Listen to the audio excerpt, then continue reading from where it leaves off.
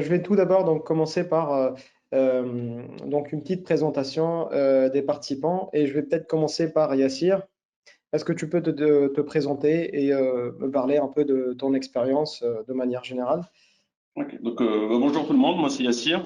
Je suis fondateur de la société Red Lab, qui est une société spécialisée dans le traitement de données complexes. Alors pour mon parcours personnel, donc je viens du monde de la tech, où je travaille dans les IT operations, donc je travaille principalement sur des problématiques de data center et de plans de reprise d'activité. Ensuite, j'ai basculé sur la cybersécurité avant de finir responsable innovation technologique dans le domaine industriel et notamment l'industrie pharmaceutique. Mon expérience avec l'IoT, ça a été principalement sur la connectivité de devices médicaux, avec des problématiques bien sûr réglementaires, mais aussi techniques, notamment sur le traitement de données de masse réparties géographiquement dans le monde. Merci. Gunaël, est-ce que tu peux te présenter aussi? Oui, avec plaisir. Donc, je m'appelle Guénelle Blanchet, donc je suis consultante formatrice IoT et data. Je suis fondatrice de New Business IoT qui est en fait liée à mon activité de formation et de consulting. Et tout récemment, je viens de créer une plateforme qui s'appelle Scansor, qui est une plateforme de sourcing IoT, notamment sur les devices. En ce qui concerne mon parcours, je vais essayer d'être concise parce que j'ai fait beaucoup de choses. Donc, à la base, j'ai une formation initiale en électronique. Donc, je programmais des cartes, notamment dans le domaine de l'audio et de la vidéo. Puis petit à petit, j'ai évolué au niveau de la couche et je suis passée en développeuse full stack IoT dans le domaine de la R&D. Et puis au fil du temps, je me suis intéressée à la data, donc vraiment big data, et j'ai occupé plusieurs postes, notamment chefferie de projet, avant-vente, dans l'IoT, big data et BI. Merci. Nabil, est-ce que tu m'entends?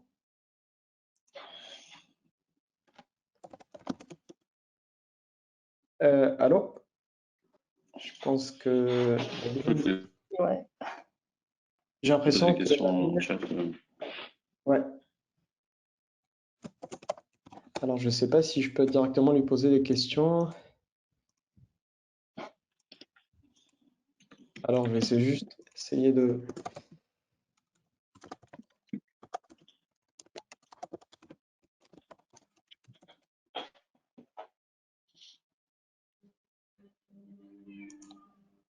Allô? Oui, je m'attendais, ça va. Oui, parfait, très bien. Oui, ça. J'étais un peu, il y avait des problèmes avec le Bluetooth, voilà. Je vous attends très bien. Parfait, très Oui, bien. merci.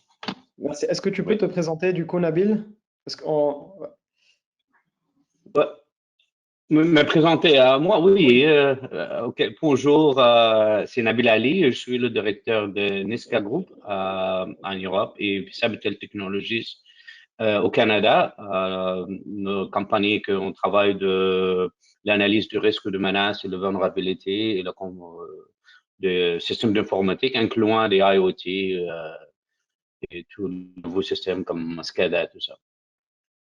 Merci. Et Oui. je vais donc me présenter aussi. Donc, je m'appelle Walid Abdawi. Donc, je suis consultant cloud et IoT donc chez Devoteam Revolve. J'ai un peu plus de 4 ans d'expérience sur des projets autour de l'IoT et du cloud. Donc, j'ai un peu une double casquette, automaticien et donc ingénieur cloud. Et je suis aussi passionné par l'électronique et la culture maker de manière générale. Donc, je vais rapidement introduire le sujet avant de commencer donc, la conversation. Donc, le sujet, c'est quand le physique rencontre donc, le digital, le potentiel croissant de l'IoT pour un avenir digital harmonieusement intégré. Donc, l'IoT est avant tout un catalyseur de transformation digitale. Donc, il qualifie un réseau d'appareils électroniques interconnectés, donc avec une capacité de communiquer des données, des informations via Internet. Donc, les données, finalement, donc la donnée, c'est le nouveau pétrole brut de notre époque, transformé donc via la business intelligence, les applications web ou même l'intelligence artificielle. Elle contribue donc à créer de nouveaux services, à aiguiser notre capacité de prise de décision et finalement à contribuer à créer donc de nouveaux services et donc à rationaliser notre manière d'opérer en jaugeant et en mesurant donc le monde qui nous entoure, et cela en réduisant donc fortement le niveau d'incertitude et notamment en utilisant des capteurs comme dans l'IoT. Donc une plateforme IoT de manière générale, donc c'est un objet connecté, une gateway, donc une base de données, derrière donc des services qui exploitent la base de données, qui sécurisent la base de données. Et donc finalement, on peut trouver un certain nombre de composants qui permettent donc de faire le traitement des données directement en temps réel, et qui valorisent finalement ces données grâce à des applications de l'intelligence artificielle. Yassir, Nabil, Gunaël, donc selon votre expérience, donc, déjà, sur quel type de projet avez-vous déjà travaillé avant sur l'IoT et c'était quoi exactement l'impact de ces projets-là sur le métier de manière générale? Donc, je vais peut-être commencer par Nabil. Oui, pour ce sujet, on travaillé de beaucoup de projets en faisant l'analyse de risque de menace et l'analyse de vulnérabilité pour ce système-là.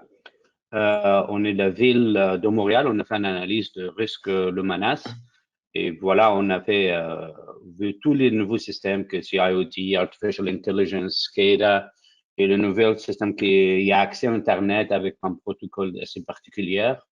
Étudier le menace qui amène au niveau de intégrité, au niveau de confidentialité, au niveau de disponibilité aussi. Mais avec ces deux systèmes-là, il y a deux items, c'est les safety qu'on dit, parce que ça pose beaucoup de problèmes au niveau de menaces et sur les personnes aussi. Par exemple, sur un système qui contrôle la pression dans une manufacture ou de l'eau ou l'électricité, ce système-là, il était compromis. Le dommage sur les humains, c'est très grave. Aussi, on a étudié avec l'ISAD et Centre européen aérospatial et Inmarsat les sécurités pour ces systèmes-là. Comme j'ai dit tout le temps, c'est tous les IoT, spécialement tous les systèmes qui n'ont pas beaucoup d'électricité, le CPU n'est pas assez puissant de processer tous les systèmes d'encryption de données, tout ça. Donc oui, on travaille avec ça pour utiliser les normes ISO, NEST, etc. Merci. Donc, principalement, beaucoup aussi sur la partie, on va dire, sécurité des données et donc chiffrement. Merci. Je vais peut-être passer la parole à Guénaël. Donc, concernant donc les projets sur lesquels tu as travaillé, c'était quoi exactement l'impact donc de ces plateformes IoT sur le métier de manière générale? Alors, en fait, c'était un projet pour lequel en fait, on devait concevoir tout un système d'information pour un bâtiment. En fait, c'était un projet de flex office avec quelques offres de services, notamment notre offre de services relative à la qualité de l'air intérieur. En fait, il s'est avéré que ce projet qui avait l'air simple à la base, il y a beaucoup de problèmes qui se sont décelés, mais des choses quand même assez challengeantes, notamment en ce qui concerne le device à sélectionner. On s'est rendu compte que pour sélectionner le device, il fallait quand même pas mal de connaissances sur le domaine de la qualité de l'air. On s'est rendu compte que sur le marché à l'époque, parce que c'était il y a plusieurs années, il n'y avait pas forcément l'offre qu'il fallait. Donc il y avait ça aussi, donc un problème de hardware. Mais il y avait un problème aussi assez important, notamment sur l'aspect GDPR. C'est-à-dire qu'en fait, par rapport au Flex Office, il fallait déterminer qui était assis, qui était présent, qui n'était pas. Mais ça pose un problème à savoir, oui, s'il y en a un qui va aux toilettes ou s'il y en a un qui reste devant la machine à café trop longtemps, est-ce qu'on ne peut pas utiliser ces données contre la personne pour déterminer qu'elle n'est pas assez performante? Et donc voilà, c'est un des premiers problèmes auxquels on a été confrontés. Et je pense que ça va être aussi l'un des thèmes que l'on va aborder aujourd'hui. Merci. Je passe maintenant donc la parole à Yassir, donc concernant donc les projets IoT sur lesquels tu as travaillé et c'était quoi exactement l'impact sur le métier de manière générale? Alors, en termes de projets, au fait, j'ai eu deux projets qui me paraissent assez intéressants pour la suite du débat. J'ai un projet que j'ai introduit notamment sur un medical device connecté. Là, en l'occurrence, il y a eu quelques problématiques, donc ce fut pas un succès, donc c'est ça qui est intéressant. D'une part, voilà, c'était plutôt une partie que j'appelais user-facing device, donc voilà, avec une interaction humaine, qui introduit notamment, je parle pas des problématiques purement associées au GPDR, etc. Mais il y a eu des problématiques purement très terre à terre qui sont autour du recyclage. Alors c'était un device qui était censé être utilisé en quelques fois et jeté à la poubelle. Donc un des problématiques qu'on a eu, c'était sur la partie recyclage. Là, on savait recycler tout le reste. Là, on se retrouvait pour la première fois sur des problématiques d'électronique embarquée. Donc sur un device qui est distribué à plusieurs millions d'unités dans le monde. Ça, c'était un des premiers challenges, donc la partie recyclage tout simplement. Un autre élément principal, c'est un device qu'on n'activait pas tout le temps, donc c'est au niveau de la durée de vie de batterie. Donc, voilà, c'est embêtant. Est-ce qu'on peut garantir que ça peut durer autant de temps, etc., sur la durée? Et enfin, un autre élément qui était vraiment perturbant, c'était le fait que des personnes ou voilà, des patients puissent avoir un device qui puisse communiquer sur Internet, poser un vrai problème. On a fait des enquêtes auprès de potentiels utilisateurs, et même si on leur disait que voilà, il n'y avait aucun moyen d'identifier l'acheteur, etc., ça posait vraiment un problème, ça inquiétait les gens. Donc, ce qui est intéressant, c'est d'un autre côté, on est capable de se balader avec un téléphone qui en sait beaucoup plus sur nous que nous-mêmes, mais d'un autre côté, dès que c'est un device sur lequel on ne voit pas d'écran, et ben ça pose des problèmes, des peurs, etc., d'être espionné, d'être suivi, etc.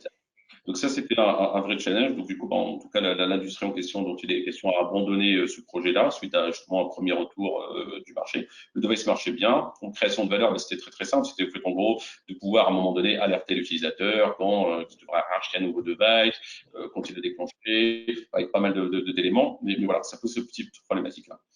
Le deuxième sujet, donc là on n'était plus sur du user-facing device, on était principalement sur des notions de capteurs dans le milieu industriel.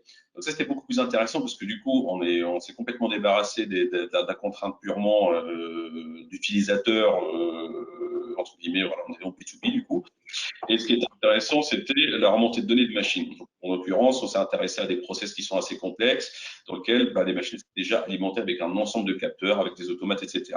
Et l'idée qui était dessus, donc du coup, je ne vais pas parler de maintenance prédictive, même si c'est à la mode. Le principe ici, on n'était pas sur la maintenance prédictive, c'était sur la prédiction qualité de produit fini. Et l'idée, c'est de pouvoir créer une sorte de digital twin de tout le procédé industriel, uniquement à partir des capteurs. Donc, c'est avec une dizaine de machines en ligne, et chaque machine avait un ensemble de capteurs, donc une petite centaine moyenne, qui émettent quelques dizaines d'informations par seconde. Donc rapidement, en faisant l'état des lieux de la remontée de données qui arrive, on s'est vite rendu compte que la volumétrie de données était très conséquente, ce qui nous a poussé à mettre en place un environnement Big Data, par exemple cluster Hadoop, pour la suite des événements. Et c'est là où on a commencé à faire le vrai travail de croisement et de corrélation de données, et on a commencé à sortir des résultats assez intéressants. Donc on arrivait à des niveaux de prédiction qui sont assez impressionnants. Donc on dépassait de loin les 80% comment dire, de précision. Et au fait, tout était bien jusqu'à ce qu'on se retrouve face à des experts process à qui on devait expliquer pourquoi le système, enfin comment le système fonctionnait. Et c'est là où tout s'est compliqué, entre guillemets. On s'est retrouvé avec des gens qui utilisaient, qui maîtrisaient leur process depuis des décennies, et d'un seul coup, qui ont commencé à expliquer, en fait, la façon dont vous avez travaillé pendant plusieurs années n'est peut-être pas forcément la bonne, et qu'il faut voir les choses avec un regard neuf. Et là, on s'est confronté à la résistance au changement traditionnel. Donc, en fait, les deux éléments, c'est un peu des challenges, entre guillemets, purement humains. Au bout du compte, techniquement, il y a en effet un challenge technique, mais voilà, il y a toujours une réponse technique à un problème technique. Mais sur les deux expériences que j'ai eues, et ce qui m'a vraiment marqué, ça a toujours été un frein purement humain, soit parce que j'ai peur d'être suivi, d'être traqué, etc. Et une fois de plus, ce qui est intéressant, c'est que avec un téléphone, ça ne nous pose pas de problème. Et de notre côté, c'était sur un impact. Donc en fait, concrètement, et en effet, il y avait peut-être un risque, il y avait toujours cette peur de se dire, OK, on va avoir des algorithmes ou des machines qui vont peut-être plus maîtriser les procédés que nous. Donc, il y a ce qui rejoint peut-être une deuxième crainte, qui est d'accepter de remettre en cause notre savoir au profit d'analyses de données bien avancées. D'accord. Alors, c'est très intéressant parce que finalement, vous avez travaillé sur pas mal de projets, sur pas mal de domaines finalement, que ce soit du recyclage, du confort au travail ou bien même de la sécurité. Donc, finalement, ces applications IoT que vous avez développées génèrent finalement énormément de données. Et donc, ma question est la suivante. Est-ce que finalement ces données, donc, est-ce qu'ils vous ont vraiment permis de penser à de nouvelles opportunités pour transformer le business, pour transformer justement le besoin client et amener des solutions concrètes en tirant profit justement de ces données, peut-être avec la business intelligence ou avec même l'intelligence artificielle. Donc, Gaël, peut-être tu veux rebondir? Oui, alors je vais essayer d'être concise parce qu'il y a plein de choses qui arrivent là. Ta question amène beaucoup de choses. Ouais. Alors, moi, je préconise quand même le fait de penser aux données dès le début. Et même, je dirais même penser aux valeurs business dès le départ. Et les données viennent après. Le fait de réaliser un projet, de se rendre compte que il y a une valeur ensuite, je suis pas super fan, même si j'ai vu des cas où ça pouvait arriver, mais je suis partisane de savoir ce qu'on fait, d'avoir les données qui correspondent. Et si via l'intelligence artificielle ou via des outils de maintenance, on se rend compte qu'il y a d'autres offres de services qui peuvent arriver, pourquoi pas? D'accord. Mais c'est très intéressant ce que tu dis parce que finalement, euh, euh, au cours des années, je me suis rendu compte que pas mal de clients quand même investissaient sur des projets IoT sans forcément avoir un besoin bien précis et que finalement se retrouvaient avec des plateformes qui généraient énormément de données. Et donc finalement, ils décidaient à exploiter ou explorer donc des pistes, ce qui amenait potentiellement, ce qui pourrait amener potentiellement à découvrir donc d'autres moyens de créer de nouveaux services pour les clients. Et donc ouais, je pense que c'est deux visions un peu différentes, mais je suis assez d'accord avec ce que tu as dit. Yassir, peut-être tu veux rebondir par rapport à cela? Alors moi, je suis pas tout à fait d'accord avec Guenel, hein, de la richesse de l'échange. Moi, c'est le contraire. En fait, j'ai eu beaucoup de clients qui passaient trop de temps à se poser des questions plutôt qu'à agir. Alors, tout dépend de la taille, mais en tout cas, j'ai beaucoup de boîtes qui ont investi énormément d'argent purement pour se poser des questions. Donc, c'est plus ou moins au niveau de maturité des personnes. Dans certains cas, j'imagine que ça marche. Et honnêtement, ce que tu as décrit, c'est exactement la bonne méthode. Je peux pas contredire ça. Il faut juste poser les bonnes questions, identifier la valeur de la donnée, bon exploiter. Maintenant, si je vois des clients, si on a beaucoup de systèmes legacy notamment, ils ont aucune idée de ce qu'ils ont comme données. C'est un des premiers trucs. Donc, du coup, je me suis retrouvé dans des workshops où les gens se posaient la question de ce qu'ils pourraient faire de leurs données, alors qu'ils n'avaient aucune idée. Donc, on se retrouve avec des gens qui parlaient de données qu'ils n'ont jamais eues, qu'ils n'auront jamais, tout simplement, parce que on s'est retrouvé avec des gens qui pensaient qu'on pouvait faire des choses assez avancées avec les données qu'ils ont. Alors, c'était pas l'environnement qu'ils avaient. J'ai trouvé ça. Donc, du coup, j'ai appris à tempérer un petit peu cette approche-là en partant du principe de petits pas, en fait, entre guillemets. C'est-à-dire que pour pouvoir identifier la valeur donnée, beaucoup de fois, j'étais agréablement surpris que déjà, on identifie des use cases une fois qu'on a eu les données devant nous. Une simple visualisation de données permet déjà de se projeter. Il y a aussi ça aide aussi beaucoup à emmener les gens avec soi. Donc, des fois, on peut parler avec des gens, soit on est sur des rêveurs, ils vont dire on va faire tout ça, tout ça, et après, on va gérer la frustration parce qu'ils n'ont pas les moyens d'y aller. Ou soit on est devant des notions où des personnes ne savent pas non plus ce qu'ils peuvent faire avec ces données parce qu'ils ont tout simplement aucune idée de ce qu'ils ont comme données.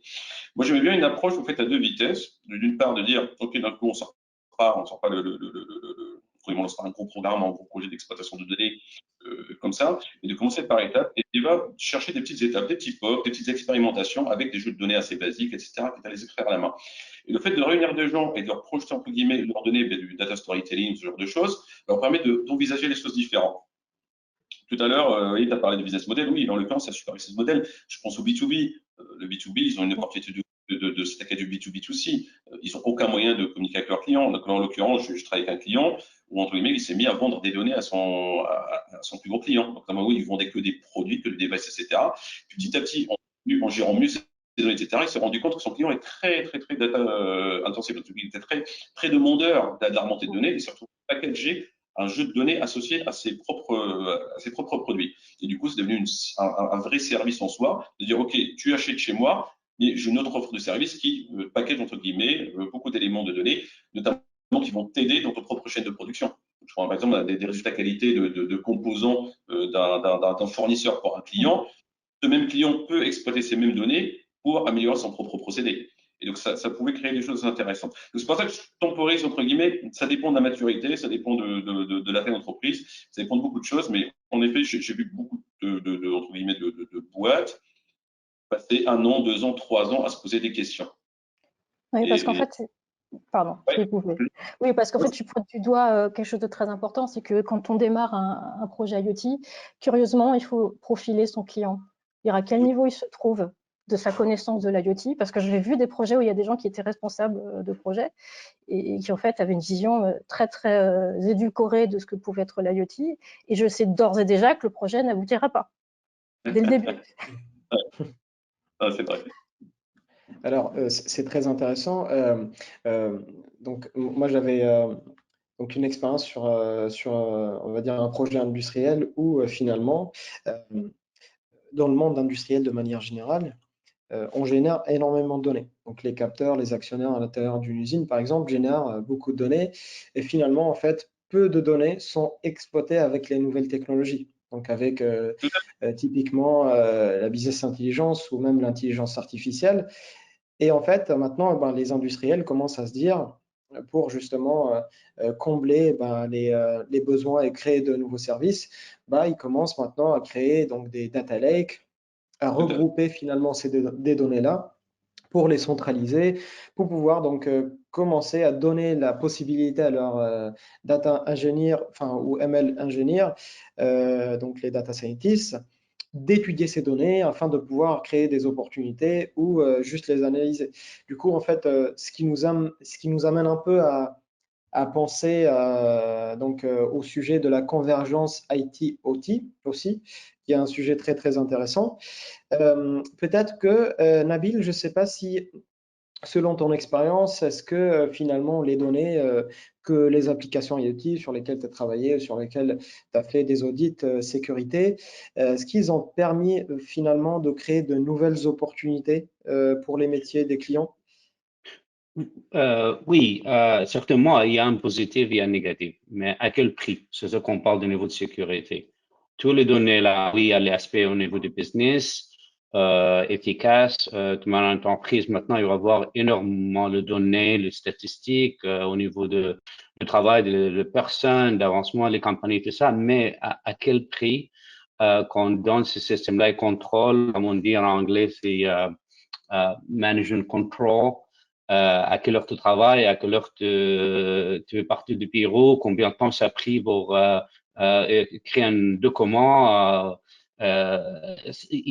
l'effet sur l'impact sur le vie privée et la sécurité, elle est énorme aussi. Il faut regarder le deux. À mon expérience, la convergence entre le cyber et physique et les maintenant, le deux, vraiment, c'est lié. Ils ont fait l'analyse de centres de données au niveau de sécurité physique. Avant, c'était facile. On regarde tous les paramètres physiques, les caméras, les portes, tout ça. Maintenant, tout automisé, tout le système contrôlé avec les IoT, avec les données. Donc, un compromis de ça crée un énorme problème. Même le risque, la menace a changé. En place que je veux faire un compromis à un serveur de email ou ça, je peux fermer toute la base de données, le centre de données au complet. En contrôlant la porte, en contrôlant les caméras. Maintenant, c'est le clôture que ça sent, c'est quelqu'un proche, ça parle avec les caméras, vous prenez toutes ces données-là. C'est bien. Mais ce qui manque vraiment, afin tu as besoin un tir qui prend la décision. Parce que le problème, c'est qu'il y a énormément de données, mais je pense que nous, comme humains, on n'avance pas à même niveau à prendre une décision sur ces données-là. Tu vas avoir un centre et il y a un millier de notifications qui arrivent, il y a un potentiel impact, mais est-ce qu'on est rapidement, on va faire l'analyse de risque de menace, prendre une décision? Donc, finalement, oui, la convergence, elle est là, ce serait toujours là, mais moi, je vois plus une opportunité pour les menaces et le risque que le bénéfice. Parce que je pense que les manufactures, ils ne prennent pas en compte la sécurité au débat quand ils développent leur système. Elle n'est pas là. Le problème, c'est que, voilà, comme donne un petit exemple, le centre de données, bah, tu vas capable d'ouvrir les portes à travers le continent ou arrêter les caméras ou faire le contrôle. C'est très, très facile à faire. À contrôler toutes les données, tu es capable de faire un profil de ces organisations-là qui rentre, qui sort, etc. Comme je dis un exemple, même à la maison, le thermomètre, maintenant, il sait quand tu rentres à la maison, quand tu pars, etc. C'est bien, beaucoup d'informations, mais que je dis toujours à quel prix. Surtout au niveau de sécurité, c'est ça mon domaine. Je comprends parfaitement. Ça m'emmène justement à penser à un sujet très important. Yassir, tout à l'heure, tu parlais de proof of concept, donc de POC. Souvent, les clients, quand on veut potentiellement faire un projet avec un client qui a un besoin bien précis, on va aller le voir. Et potentiellement, on va vouloir créer quelque chose, donc avec des ateliers peut-être au début pour réfléchir à propos de son besoin, écrire peut-être un cahier des charges, essayer bah, de, de tirer profit de ce de l'existant. Et finalement, on est souvent amené à faire au début d'époque, donc des proof of concept sur des projets, des plateformes IoT. Et tu parlais tout à l'heure, Nabil, de la sécurité. Est-ce que, selon votre expérience, concernant la partie sécurité, quand on commence à développer des POC, est-ce que la sécurité, c'est quelque chose, j'imagine que oui, c'est très important, mais comment envisagez-vous la sécurité de manière générale quand vous commencez des projets IoT? Peut-être que je commence par Yassir, ou pardon, vas-y. Non, vas-y, c'est Nabil. Nabil, vas-y, Oui, vas-y. ça. Ouais, ouais. Merci beaucoup. C'est vraiment une bonne question, mais moi, je toujours, c'est très facile pour, voilà, quand tu développes un système, de moi, c'est les fonctions des requises pour fonctionnement de ce système-là. Mais c'est rare que requises non fonctionnelles, incluant la sécurité et l'impact sur la vie privée et la sécurité du système.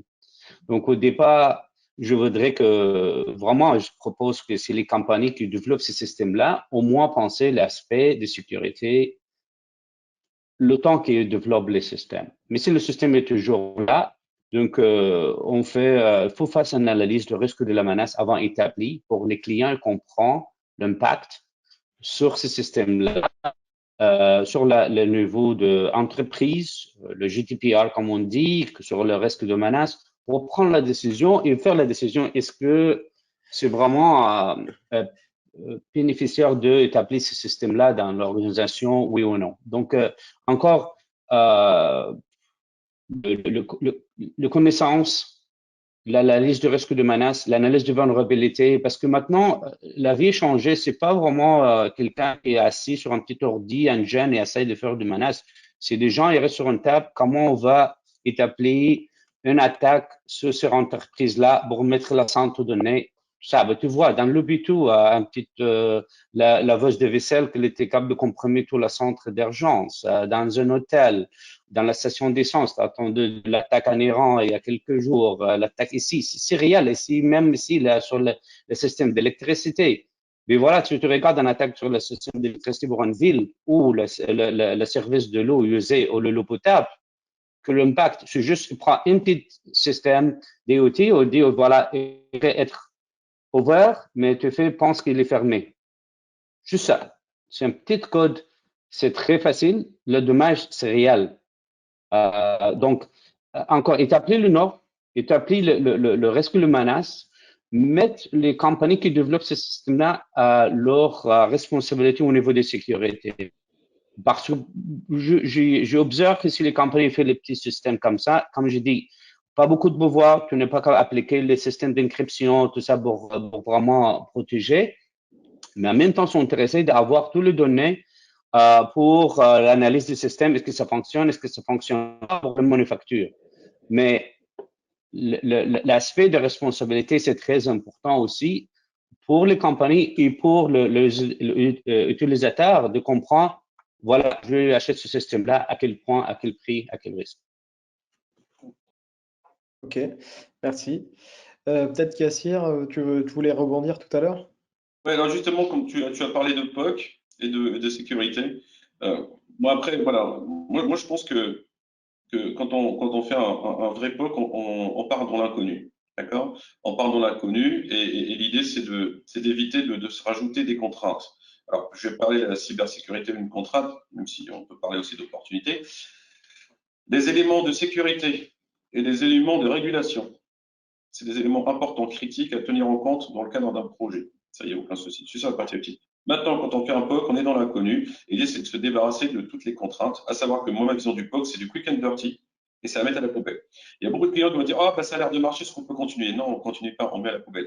Ça, moi, la seule valeur qu'il y a à sortir d'un POC, c'est l'expérience. C'est l'expérience du client. De se dire, OK, moi, mon truc, voilà, je l'expérimente, je le rends réel et je sais que je vais pouvoir développer de nouvelles offres, de services, etc. Je crée de la valeur avec.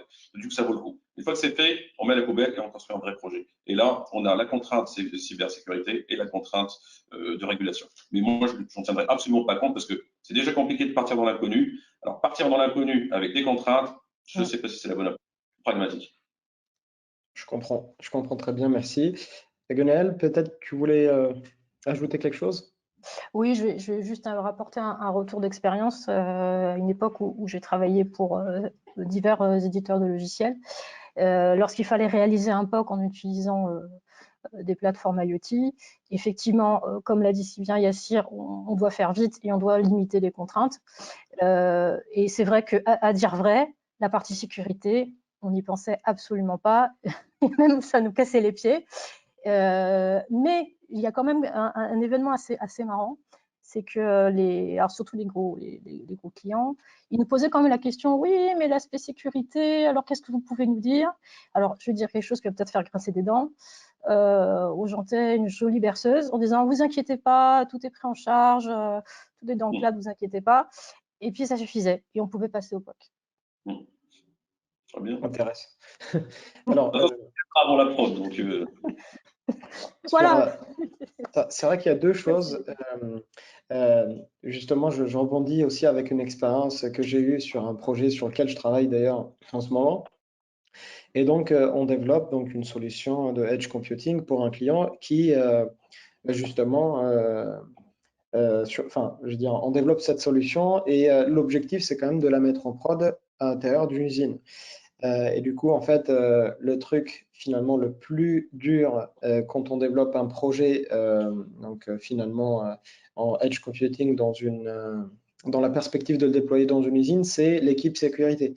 Donc finalement, il faut passer, avoir plusieurs tampons, avoir plusieurs validations pour pouvoir le faire. Et donc, ce qui m'amène un peu à réfléchir au tout début, en fait, quand on développe finalement un projet, c'est important je veux dire, quand on POC, de faire vite, mais des fois, même en fait, pour pouvoir le déployer et l'essayer dans un environnement réel, bah, ça nécessite de passer par des équipes qui vont pas forcément tout le temps être d'accord pour enfreindre, on va dire, leurs règles de sécurité. Alors, Mais si ouais. oui, si Vas-y, je peux permettre, malgré tout, malgré ce qu'on a pu dire, on pouvait quand même apporter une étude d'impact. Voilà, ça va vite, ça permet de cadrer un minimum et ça nous limite nos contraintes, ça ne nous empêche pas de faire le POC. Donc, c'est vrai que, de mon expérience, on pouvait apporter cette étude d'impact et inclure l'équipe d'ailleurs dans la rédaction de cette étude d'impact. Alors moi, j'ai un retour d'expérience assez drôle, parce que ce que tu écris, Walid, moi, voilà, je fais beaucoup de terrain, beaucoup d'industrie. Voilà, donc moi je travaille avec des terrains voilà, collés à la machine, à côté du switch le plus près de la machine, etc. Et ce qui est intéressant, c'est que, en gros, là, on est sur, je ne sais pas si tu poses la question, à un moment donné, on est principalement sur des guéguerres, entre guillemets. Ce qui se passe, c'est qu'on a des équipes IT, des entreprises, on a des DSI, tout ce qui va avec, et de l'autre côté, on a de l'informatique industrielle. En fait, pour une fois, on se retrouve dans un monde où on va devoir faire converger les deux. Et chacun ses chasses gardées, entre guillemets. Et ce qui est intéressant, alors, dans ma jeune expérience, quand je mettais en place Je faisais de la sécurité informatique avant que ça s'appelle la cybersécurité, c'est plus sympa. Et en fait, j'ai déjà intervenu pour un client, donc qui était une informatique industrielle dans un autre pays, dans un autre contexte, parce qu'il fallait que je lui fasse, il fallait qu'il fasse un autre réseau qui est complètement déconnecté de l'informatique. Pourquoi? À cause des contraintes. En fait, on lui a mis tellement de contraintes de sécurité, d'accès et de machin que lui, il ne pouvait plus produire. Ce qu'il faut savoir, c'est que dans les industries, les producteurs, là où il y a les usines, etc., ils ont beaucoup de pression pour produire bien et vite. Et en gros, l'informatique, malheureusement, on la vit beaucoup comme une contrainte, comme un et des fois, il y a cette guerre en fait qui crée des situations, des tensions qui sont voilà qu'on peut régler autrement. Et malheureusement, souvent, la sécurité est utilisée comme, comme entre guillemets, comme le joker. Hein. D'accord? Et ça crée un peu tout ça. Donc, dans certains cas, on peut trouver qu'un industriel qui a des vrais enjeux, etc., qui veut avancer et d'un seul coup, du shadow IT aussi fait effet. Il dit, bah, attends, tu es en train de faire tout ça passer par les DSI. Oui, mais ça ne vous gêne pas. Moi, ça me permet d'aller vite. Attention, cybersécurité, ça marche pas. Donc, c'est ça, on ne sait plus, entre guillemets, ce qui est justifié et ce qui ne l'est pas dans ce genre de situation. Il y a souvent de la politique, etc. Mais moi, pour moi, ça revient souvent sur les problématiques purement organisationnelles. Quand on parle d'IoT, ou notamment en milieu industriel, une grande question entre l'IT et l'informatique industrielle. L'un au service de la prod pour aller très vite, et l'informatique, entre guillemets, informatique de gestion. Et là, il y a des vrais enjeux là-dessus. Si je prends Gwenaëlle par rapport à d'expérience, toi, tu es parfaite pour l'informatique industrielle, si tu t'intéresses en tout cas sur cette verticale. Mais par contre, il y a l'IT qui veut aussi avoir, voilà, qui veut aussi participer. Donc, il y a vraiment une problématique purement organisationnelle, de territoire, à voir, que beaucoup d'industriels, je vois, ils ont du mal, entre guillemets, à vraiment faire la part des choses. Voilà. Mais les deux convergent en tout cas. Je comprends parfaitement, donc merci. Gwenaëlle, du coup, je voulais te poser la question par rapport à ce que tu fais. Du coup, tu disais tout à l'heure que tu faisais du sourcing d'objets connectés pour une plateforme. Oui. Donc, finalement, c'est quel type de plateforme? Est-ce que c'est pour une plateforme de IoT de cloud public? Est-ce que c'est une plateforme, on va dire, que vous avez développée ou c'est quoi exactement comme plateforme? Alors, ça dépend. Alors, c'est assez drôle parce qu'il m'est souvent arrivé qu'on me demande de sourcer des capteurs sur un projet en cours. Donc, on me dit, moi, je fais ma partie, on s'occupe du sourcing de capteurs, mais ils n'avaient pas pensé à la plateforme, ils n'avaient pas pensé au stockage. Et en fait, je me rends compte que le capteur, j'ai besoin de ces données-là pour pouvoir trouver le bon capteur. Donc, des fois, je me retrouve à sourcer et le capteur, plus la plateforme. Qui arrive souvent. Et il m'est arrivé que la plateforme soit sélectionnée. Et du coup, là, c'est un peu plus facile. Je vais prendre en premier le capteur qui nécessite le moins de développement à faire pour pouvoir l'intégrer à la plateforme IoT. Ok. Et du coup, en fait, est-ce que finalement, je comprends, je sais que Azure, AWS aussi ont, on va dire, un catalogue de capteurs IoT et d'actionneurs, finalement, de gateway qui sont compatibles avec leur plateforme. Est-ce que tu as déjà travaillé avec ces plateformes-là? Est-ce que finalement, maintenant, avec l'émergence de nouvelles plateformes as a service, qui permettent donc d'accélérer le développement de plateformes IoT. Est-ce que tu as déjà travaillé avec ce type de plateforme? Alors Azure, oui, j'avais déjà développé en fait des POC avec Azure. Sur Amazon, c'était déjà sélectionné et les devices étaient déjà en place. Il fallait juste agrandir l'offre de service. Et puis j'ai travaillé aussi sur des plateformes un peu moins connues qui étaient positionnées sur des verticales. Alors attention, c'est que Azure ou Amazon, c'est bien, mais tout va dépendre encore de ce qu'on veut en faire. Parfois, Azure, c'est peut-être un peu surdimensionné par rapport à certains projets. Des fois aussi, ça dépend de l'existant. Donc voilà, choisir une plateforme IoT, c'est pas si simple que ça. Il faut avoir une démarche holistique, comme à chaque fois. Ok. Yassir, est-ce que tu as déjà travaillé donc avec des accélérateurs de solutions? Est-ce que tu as des recommandations par rapport à cela? Est-ce que finalement, ces plateformes as a service, ces accélérateurs permettent d'arriver un peu plus vite à la réalisation de projets? Alors, moi, j'essaye toujours à tort ou à raison, de faire entre la partie device qui vient des makers, etc. Et là, Gwenaël propose quelque chose de très intéressant, de pouvoir avoir accès facilement, entre guillemets, de manière moins compliquée, aux bons capteurs, aux bons aux bons composants électroniques et la partie traitement. En fait, la partie traitement, une fois de plus, pour moi, ça dépend vraiment de la stratégie de l'environnement IT de l'entreprise, où est-ce qu'elle veut aller. Est-ce que, je prends un exemple concret, est-ce qu'un retailer va vouloir mettre sa plateforme IoT sur AWS? Je n'y crois pas. Par contre, en expérience, j'ai eu affaire à AWS, qui est très très bien. Et une fois de plus, moi, je dissocie la partie hard, la partie soft, même si ça approche de plus en plus. Parce que si je prends un exemple de traitement de données dans un environnement industriel, on va plus, vu la volumétrie de données et les enjeux, ça sera même pas, je penserai même pas au cloud pour cette partie-là. Voilà. Dans d'autres cas, on va chercher plutôt de la connectivité à l'extérieur, de la flexibilité, etc. Ça serait peut-être plus intéressant de partir en cloud. Donc, c'est vraiment, je rejoins là-dessus, c'est vraiment au cas par cas. Voilà, par expérience, moi, hormis du vieux legacy, donc du coup, des agrégateurs de données sur des systèmes type MES, voilà. C'est que AWS que j'ai testé, c'est dans le cadre d'un POC. J'ai pas assez de retour d'un déploiement industriel là-dessus, malheureusement. D'accord, ok, merci. Nabil, peut-être, je ne sais pas si tu as déjà travaillé avec des accélérateurs donc, de solutions pour l'IoT de manière générale ou même avec les cloud providers publics. Est-ce que, à ton avis, le fait de te baser sur leurs propositions, sur leurs solutions, permet peut-être d'ajouter un peu plus cette couche de sécurité finalement et Oui. de cette manière de réfléchir avant de commencer à faire le projet? Oui, certainement. On est un partenaire avec Microsoft au niveau Silver. Autant travailler maintenant avec Azure conformité, tout le domaine de conformité d'Azure, incluant Sentinel et plusieurs systèmes de sécurité.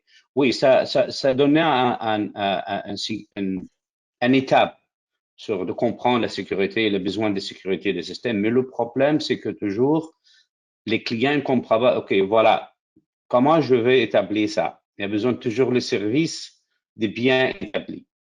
Parce que oui, Azure, AWS, tout ça, il y a des solutions, il y a du potentiel, elle est là, mais les clients toujours, définir le besoin de sécurité, ça dépend de la définition de l'impact sur les actifs. Il faut que les clients aient dit, ça c'est mes actifs, ça c'est le système que je vraiment voudrais protéger. Donc, on travaille avec Microsoft deux étapes, ces niveaux-là. Mais ce que je gère toujours, c'est faire l'analyse d'impact des risques de sécurité, définition des objectifs selon leur mission d'organisation, analyse d'impact de sécurité sur la disponibilité, intégrité, confidentialité, tout ça, la GDPR, catégorisation des actifs informatiques et critique pour l'organisation. Après ça, tu vas voir avec tout le risque de menace de réaliser un test de vulnérabilité. Et voilà, pour utiliser Azure Sentinel ou AWS, j'ai besoin vraiment de faire le audit de ça et j'ai besoin vraiment de cette configuration-là. Avec ça, il reste générique. D'accord. C'est ça qu'on est en train de travailler vraiment. Oui, voilà. Pardon. Non, ça va. J'ai oublié. Oui, il y a un aspect aussi qui est intéressant, parce que j'ai eu l'occasion d'interviewer le co-créateur de Node-RED, qui est en fait une plateforme open source IoT qui grossit de plus en plus et qui a des fonctionnalités de plus en plus intéressantes, notamment pour les réalisations de POC. Et je lui avais posé la question sur les aspects de sécurité. Il a été extrêmement franc sur la question. Il a dit comme le but est de faire du rapide, la sécurité est un peu le maillon faible de ce type de plateforme. Alors, ça ne veut pas dire qu'on ne peut pas l'utiliser à l'échelle industrielle, ça veut juste dire que si on veut sécuriser, il va falloir mettre les mains dans le cambouis pour sécuriser, mais de facto, on ne va pas avoir tous les outils nécessaires pour sécuriser toute la chaîne de valeur. D'accord, intéressant. Je crois qu'il a quitté maintenant IBM. Il travaillait avec IBM avant et maintenant il a créé sa propre plateforme, je crois, de no-code qui se base aussi sur Node-RED, il me semble. Absolument, mais il est toujours en charge de faire évoluer. Il y a une nouvelle release qui est sortie il y a quelques semaines. D'accord, ok. Merci. Donc, depuis tout à l'heure, on parlait justement de pratique, de vision finalement qu'on peut avoir lorsqu'on aborde les projets IoT et les plateformes de manière générale. Est-ce que vous avez peut-être des best practices à préconiser justement quand on commence à explorer des pistes pour faire un projet IoT ou quand on développe une plateforme IoT finalement? Je sais pas, Yassir, peut-être que tu veux commencer? Je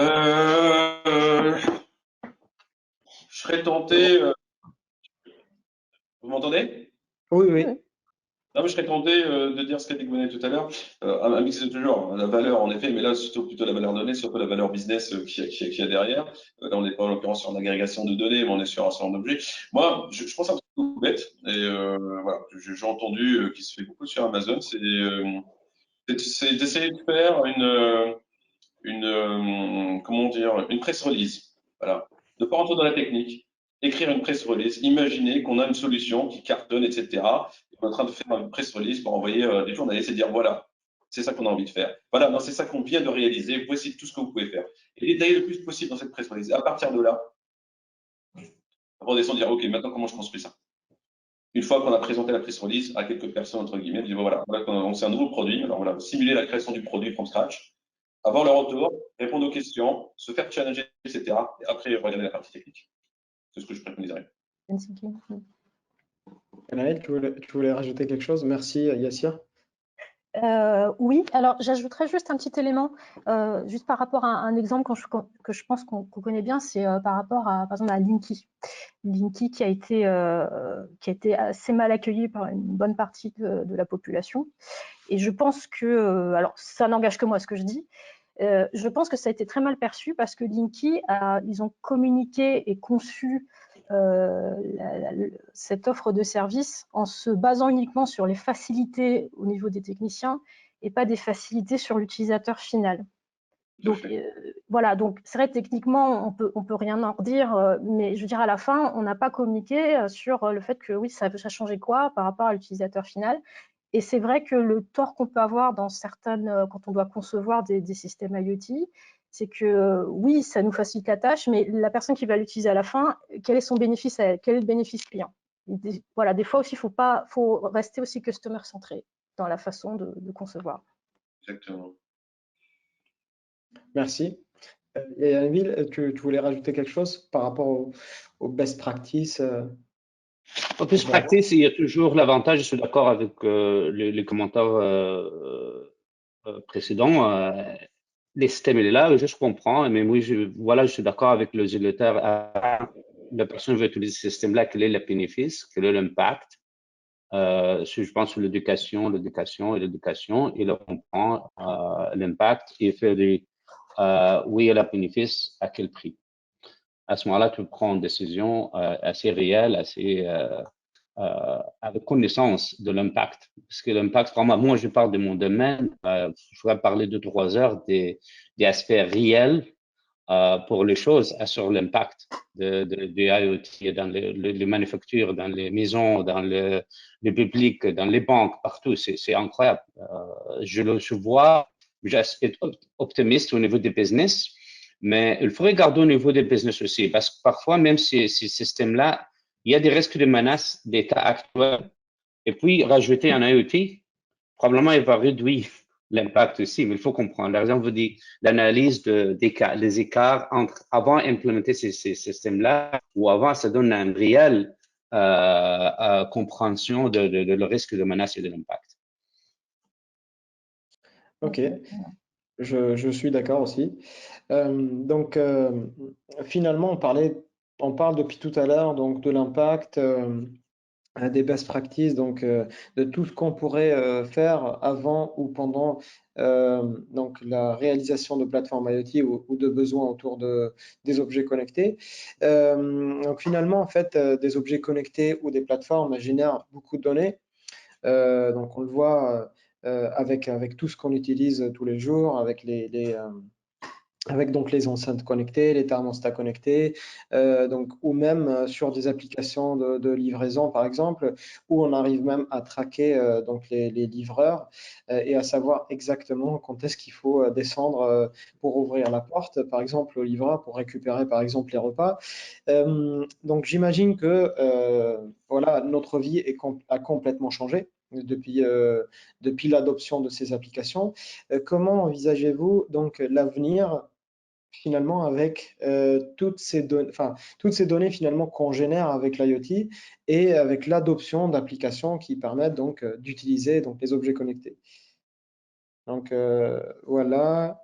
Gunaël, peut-être tu veux Oui, rebondir? oui, j'ai quelques pistes, même si je pense que ce ne sera pas exhaustif.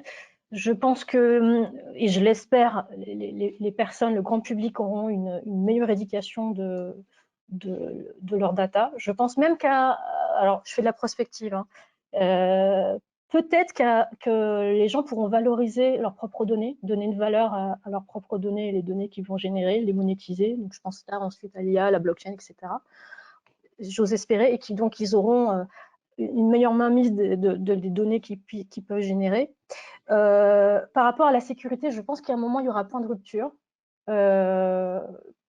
Je pense qu'en termes de sécurité, on ne fait pas toujours ce qu'il faut, mais on apprend. Et je pense qu'à un moment, on aura beaucoup plus d'attaques. Et je pense qu'à un moment, il faudra peut-être repenser la conception et intégrer la sécurité de manière à ce que ça n'empêche pas non plus d'innover. Voilà les pistes que j'ai pour le moment. Merci beaucoup. Yassir? Alors moi, toujours en prospective, je pense que l'IoT a un avenir brillant, voire avec une évolution. Aujourd'hui, on peut passer de l'Internet of Things à l'Internet of Everything, plutôt. Je vois de plus en plus de choses connectées. Voilà, ça arrive petit à petit. Gartner prédisait des chiffres exponentiels qui n'ont pas encore été atteints. Il y a un temps de maturité qui est nécessaire. Voilà, je crois que tout ce qu'on a va être connecté. Tout. Les fringues, les objets, les éléments, avec une seule question, avec ce qui est jetable, avec la partie recyclage, mais tout va être connecté. Je pense qu'il y a beaucoup de choses à faire avec une convergence blockchain et machine deep learning. Il y a beaucoup de choses aussi à faire. Mais il y a aussi toujours, on revient toujours à une question de maturité. Je pense que voilà, ça prendra des années et des années pour atteindre cette maturité-là, mais en tout cas, on va vers ça. On va vers ça, vers le tout connecté. D'accord, ok. Je suis assez d'accord avec cette vision finalement. Nabil, est-ce que comment tu vois finalement l'avenir avec ces données, avec tout ce qu'on génère, avec tout ce qu'on utilise comme application IoT? J'essaie d'être optimiste, mais on parle de contrôle. Je donne de petites choses. Ma fille, elle a 21 ans et un permis de conduire. Elle a pris d'assurance. Elle est très nerveuse pendant qu'elle conduit. Et puis voilà, je dis pourquoi? Parce que la compagnie d'assurance ici au Canada, elle a mis un système, elle dit, like or not like, quand tu tournes à droite, oh là, tu as fait la vitesse plus haute, tu as réussi ça. Elle était tellement nerveuse, j'ai dit, il donnait 15% des rappels. Je pris le système, je veux te payer les 15%. Tu n'arrives pas à savoir son visage a changé immédiatement. En voir quelqu'un, il dit, t'as mal fait ça, t'as mal fait ça. Non, t'as pris la vitesse plus haute. Non, tu es allé là. Il est dans le moi, numéro 2, même moi-même, quelqu'un qui m'appelle en voiture et puis voilà, je réponds pas au téléphone, j'arrête, je dis, voilà, ton téléphone, il m'a dit, tu étais en train de conduire. Tu vas rappeler plus tard. Il a pris la décision pour moi. Mon thermostat, je l'ai changé. Ben voilà, je suis à origine d'Égypte. 40 degrés, c'est normal pour moi. Le Canada, c'est moins 40 degrés. Mais le nouveau thermostat qui est smart, il a décidé entre 10 heures le soir et 6 heures du matin, la température descend à 18 degrés. Je descends, je vais le mettre à 22 degrés, je le monte 5 minutes et 18 degrés. Incroyable. Mon ami a acheté un Tesla. Voilà, on prend la vitesse à 50 km à l'heure. Il ne veut pas changer. Il a joué avec une amie qui vous connaît. On a changé les données pour ouvrir ça. 12 jours plus tard, il y a une mise à jour de Tesla. Il l'a mis encore respecté. Tu veux payer à 150 000 € pour une voiture, tu n'es même pas capable de contrôler la vitesse. C'est ça que vraiment les choses, tu ne comprends pas. Mes employés, maintenant, je suis capable de regarder mes employés, combien de temps après sur un document. Je suis capable de dire Quel est l'approche? Ça coûte exactement. C'est si le contrôle, qu'on perd le contrôle comme un humain, on devient, tu ne décideras pas du tout, du tout. Si tu prends en controversion, c'est resté dans le système pour 20 ans, tout le temps, il est là, il ne va pas oublier. S'il y a beaucoup de sujets, c'est ça la raison pour laquelle on fait l'analyse du risque de menace, l'analyse de la vie privée, le GDPR. Il faut absolument comprendre pourquoi établir ces systèmes-là, à quel prix au niveau des business, au niveau. Il y a davantage, c'est sûr. Mais le problème de plus grande échelle, ton compte de banque, il va t'aller sur le cloud. Je capte 3 heures pour te le dire qu'il est le menace de ça. Mais voilà, j'essaie d'être optimiste, mais quand même, je pense qu'on est, le contrôle, on perd, ça c'est sûr. Pour une application, si la logique de cette application, ce système-là était fait de mauvaise foi, il n'y a pas de retour. Voilà. Je comprends. Merci beaucoup. Je vais juste prendre, donc il ne nous reste pas beaucoup de temps. Alors, je vais juste prendre une dernière question posée par un des membres du public, du coup, des participants. Donc, la question est la suivante. Quels sont les problèmes de sécurité liés à l'IoT? L'infrastructure de sécurité actuelle est-elle suffisante pour répondre aux exigences de sécurité des données de l'IoT? Je ne sais pas si vous voulez rebondir par rapport à cette question, répondre. Yassir? Alors, moi, je pense que ce qui diffère sur les enjeux de la sécurité de l'IoT par rapport à ce qu'on connaît traditionnellement, c'est que on passe notre temps à expliquer que la plus grosse faille d'un système d'information en termes de sécurité, c'est l'utilisateur. Sauf que là, c'est plus ça. Donc, c'est le concepteur, c'est pas l'utilisateur. Donc, en effet, ça change complètement la donne. Là où c'est on a mis vraiment le paquet en termes de sécurité technique, et puis on s'est rendu compte qu'à la fin, bah, c'est plus le problème technique parce qu'il y a tout ce qu'il faut aujourd'hui. On peut tout réinventer, mais en fait, on est vraiment bien blindé et que la faille est toujours humaine. Dans l'occurrence, on va devoir la faille, malheureusement, chaque fois qu'il y a eu des scandales, des problématiques, ça a été des problématiques techniques.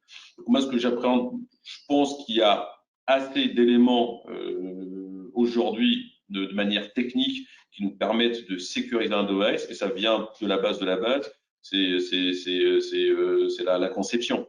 Dès la conception, si on fait de la security by design, normalement, on ne devrait pas avoir de problématiques particulières. Donc, moi, je ne pense pas qu'il y ait besoin de rajouter des couches supplémentaires ou inventer des couches supplémentaires de sécurité pour sécuriser un IoT. Je pense qu'on a ce qu'il faut entre les mains, et une bonne conception évitera le moindre risque de sécurité. Voilà. Nabil, Ganel, peut-être que vous voulez rebondir par rapport à cette question? Moi, je pense qu'on a besoin d'établir le norme. Il n'y a pas vraiment très clair les normes pour tous ces systèmes-là. Le de construction, oui, mais le problème reste toujours que les manufacturiers ils font ça pour vendre, pour faire le prix. Sécurité, c'est la dernière pensée. C'est toujours comme ça. Ça changera pas. Parce que moi, je dis tout le temps, quand tu achètes un télé, il te donne une garantie 1 an ou 2. Mais quand le logiciel, je sais, est-ce que tu acceptes non ou non? Essaye de Microsoft pour installer un logiciel, mais c'est non. Juste pour le fun. Ça donne pas de garantie parce qu'il n'y a pas de garantie. Je travaille dans le système de 30 ans à Nortel que je fais l'application. Dans le système d'informatique, ce qu'on fait, on fait release 1, release 2, release 3. C'est pourquoi? Parce qu'on fait, il y a des failles dans le système, on est obligé de le vendre pour reprendre. Bon, on sait, les clients vont prendre 6 mois pour connaître ces failles-là. Dans 6 mois, on va faire release 2. Mais il y a 0,2 vulnerabilities maintenant. Il y a des gens assis sur la table pour trouver maintenant. Donc, c'est ça, c'est le problème. Ça reste tout le temps. On a créé quelque chose, on essaie de sécuriser. C'est comme une maladie chronique. On donne l'aspirine et l'Advil au Tylenol. Voilà. Merci. Oui, est-ce que j'ai le temps de rajouter d'autres? Je pense, oui. Alors, déjà, je pense que rien n'est infaillible. Il va toujours y avoir un petit malin ou un groupe de petits malins qui vont trouver les failles, et c'est ça qui fait aussi la magie de l'IT et de l'IoT. Et donc, c'est pour ça qu'en de toute façon, il y a toujours des préconisations et des bonnes pratiques à avoir. Et puis, des fois aussi, c'est en se faisant attaquer qu'on trouve de nouvelles bonnes pratiques. Donc, penser qu'on est infaillible est un leurre. Voilà. C'est la première chose que je voulais dire. En ce qui concerne la sécurité, c'est vrai, on a tout ce qu'il faut, mais il y a d'autres paramètres qui rentrent en ligne de compte. C'est qu'il y a aussi une politique de prix, une politique de temps, et puis aussi de degré de liberté. C'est-à-dire que plus on va sécuriser, et moins on va avoir de degré de liberté. Et ça entre aussi en ligne de compte lors de la conception d'un système d'information lié à l'IoT. D'ailleurs, c'est pour ça que, si on reprend par exemple l'attaque Mirai, on a zombifié des objets connectés grand public. C'est pas pour rien, c'est parce que les objets grand public ne coûtent pas cher et que du coup l'aspect sécurité est arrivé en dernier, voire pas du tout. Et donc c'est ce qui explique aussi le fait qu'il y ait des attaques. Merci beaucoup. Merci. Je pense qu'on arrive à la fin de la séance. Donc, merci beaucoup pour votre participation, pour cet échange très riche finalement. Personnellement, ça m'a permis d'apprendre beaucoup de choses et j'espère donc vous revoir bientôt. Merci à tous. Merci. Merci. Merci. Au Merci revoir. à tous. Au revoir. Merci Au beaucoup. revoir. Au revoir.